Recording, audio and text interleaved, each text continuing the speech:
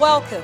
I'm Harriet Agbenyi. Tonight, President Muhammadu Buhari is set to join other world leaders at the World Future Energy Forum holding in the United Arab Emirates. Lagos State Government seals off Ahmadiyah Hospital, the first port of call of the first case of Lassa fever in the state. 90 others are being monitored. Friends and family of First Republic Finance Minister Festus Okotie-Eboh remember him in Lagos 50 years after his assassination. And Iran releases Washington Post reporter Jason Rezaian and 3 other Iranian-American prisoners in an apparent prisoner swap with the U.S. And on business news tonight, Central Bank of Nigeria plans to stop daily auction of the dollar. In sports news, ahead of the FIFA presidential election in February, Jordan's Prince Ali accused Sheikh Salman of attempting to engineer a bloc vote.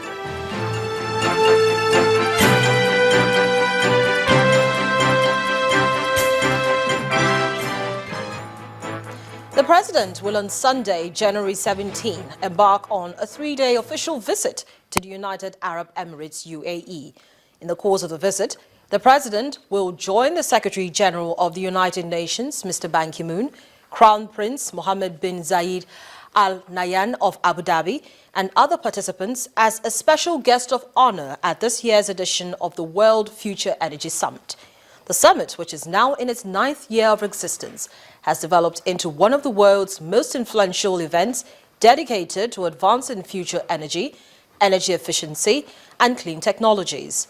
President Buhari will also lead a team of his ministers to bilateral talks with the government of the UAE, after which a number of agreements between both countries on economic, trade and bilateral relations are expected to be signed. The president, who will be accompanied by the ministers of power, works and housing, petroleum, environment, justice, trade and investment, finance and foreign affairs, as well as a national security advisor, will also meet with Nigerian professionals in the UAE before returning to Abuja on Tuesday, January 19.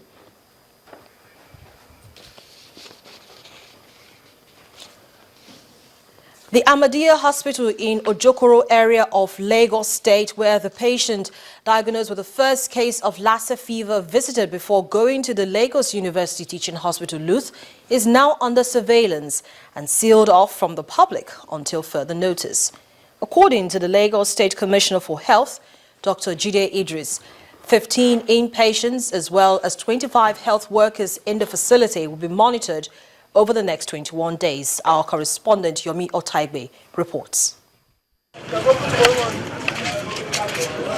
The Lagos University Teaching Hospital, Luth, where a 25-year-old male undergraduate from Kaduna State is receiving treatment for Lassa fever. Our cameras are not allowed close to the isolation ward, but the hospital management says the situation is fully under control. He's receiving treatment, he's very, very stable, and he's not in much danger, but we just need to keep him isolated so that we don't have other people getting infected. Within a few days, our hope is the patient will recover fully, and then after that he'll be discharged. This condition is not as fatal as the Ebola virus. There is a treatment for it. There is no vaccination yet, but people who are diagnosed to have Lassa fever have a very good chance of survival if they present early. Luth's collaboration with the Lagos State government seems to be yielding fruits, as over 90 people are said to be under surveillance. The Ahmadiyah Hospital, where the first case of the disease in Lagos was reported, is now under serious surveillance, and there will be no service delivery in that facility until further notice. The 15 inpatients as well as 25 health workers in the facility are being monitored for the next 21 days. As at now, contact tracing has started, and currently we have a total of 109 contacts that need to be followed up. 92 of them direct contact to the patient in the private hospital, and 17 contacts at Luth. As part of efforts to reduce the population of rodents in the neighborhood, some environmental health officials are here at the Onigbongbo market on what they call a deratization exercise.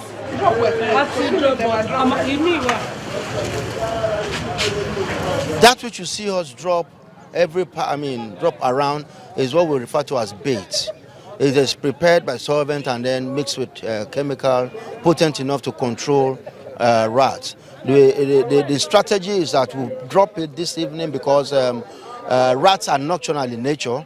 They won't come out in the morning, but in the evening that way they become very active. As they move around, they come across the bait, they pick the baits, and then in the morning tomorrow we come around to mop up the dead rats to make sure that we dispose them safely. What about the remaining baits that could be dangerous to people around? The mop up exercise is about clearing all those remnants and then the dead rats. The environmental health officers say they will be going round all the local government areas of the state. These days, we will advise you to keep your gari in a very good containers, covered containers. Having this type of awareness campaign and environmental sanitation efforts, alongside good personal and food hygiene across the country, may go a long way in stemming the tide of this current Lassa fever outbreak in Nigeria. Yomi Otaigbe reporting for Channels Television News. Meanwhile, the Ogun state government has allayed the fears of residents over the possible outbreak of Lassa fever in the state, assuring that measures have been put in place to address eventualities. Addressing journalists in Abeokuta, the state capital, the State Commissioner for Health, Mr. Babatunde Ikpaye, said no single case of Lassa fever has been reported in the state. He also gave assurances that local government health personnel have been put on standby, while facilities have been reinforced to deal with any outbreak. Let me put on record that as of today, Saturday, 16th January 2016, there is no single case of Lassa fever reported in Ogun State. There's no need to panic. Like I said, we do not have a single case in our territory as we speak. But we want our good people to please note the following. One, Lassa fever virus, as we've said repeatedly, is transmitted by rat to woman via contamination of our food items and our drinks. Man-to-man transmission occurs through contact with body fluid, and this usually affects care providers either at home or in our health facilities. We should, as a people, get rid of rats around us and make sure that we avoid contact with rats as much as possible during the period of this epidemic. We should, as a people, avoid drying our food items in open places and keep our food items safe so that they are not contaminated by rat or rat excreta. From health to education, the National Open University of Nigeria now has held its 5th convocation in the Federal Capital Territory, Abuja.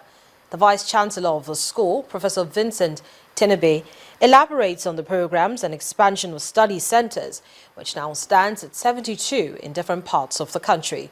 He believes the programs can contribute to job creation and human resources empowerment in the country. Over 10,000 graduates and other alumni of the National Open University gathered to witness the 5th convocation of the school. Professors who are not deans. The university's chancellor, in his remarks, asked the government not to discriminate against graduates from the Open University. The graduates of now who are 30 years and below in age are not allowed to participate in the National Youth Service Corps. Also, non-law graduates are barred from attending the Nigerian Law School. I will, in the coming days, ensure that the full weight of the office of Chancellor is thrown behind the ongoing efforts of now to open the gates of the Nigerian Law School and the orientation camps of the National Youth Service Corps to graduates of now. Some of the graduates and their alumni confirmed that their degrees are often discriminated against in the labor market, but are hopeful that this will change. My experiences with people outside the university after graduation has not been something that we can say is really bad, because when we get out there, we were able to be accepted like every other university, but we cannot say in total.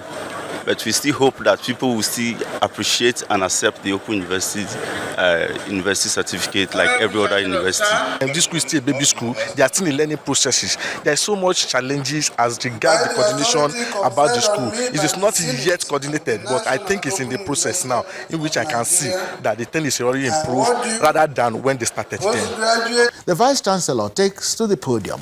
He asks the federal government for more funding. We are very grateful because the people of Nigeria, the government of Nigeria, have empowered us to come to this place. But we still need more. We require more funds to furnish all these edifices that we have built. We require more funds to build more lecture theaters. We require more funds to ensure that we are able to employ more manpower to man all the study centers that are being demanded all over the country now. The National Open University is a recent innovation by the National Universities Commission that allows students to study and work at the same time. In part 2, after the break, Delta State government receives bids from indigenous and international organizations for the renovation of the Asaba International Airport. Stay with us.